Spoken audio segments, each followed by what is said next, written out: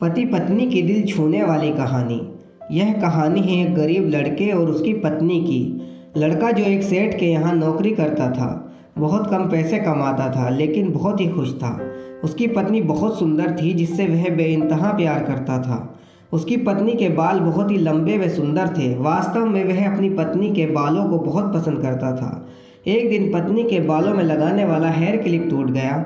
पति काम से घर आया। पत्नी ने कहा कि मेरे बालों का हेयर क्लिप टूट गया है, उसके बिना मैं अपने बालों को नहीं संभाल सकती। यह सुनकर पति बड़ा दुखी हुआ और बोला कि मैं तुम्हारी हर ज़रूरत को पूरा करना चाहता हूँ, लेकिन मेरे पास तुम्हारे हेयर क्लिप के लिए पैसे नहीं हैं। मेरी अपनी घड़ी 1 महीने से ख़राब है, मैं इसको ही सही नहीं करा पा रहा हूँ।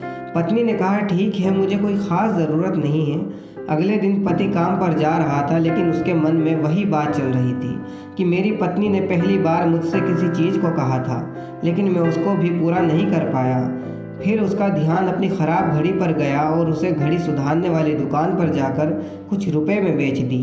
घड़ी ख़राब थी इसलिए कुछ ज़्यादा रुपए की नहीं गई, लेकिन जितने रुपए का क्लिप आता उतने रुपए मिल गए थे। वह क्लिप की दुकान पर गया और जैसा उसकी पत्नी का क्लिप था वैसा ही लेकर आ गया। पति बहुत खुश था कि आज अपनी पत्नी को जाकर देने वाला हूँ।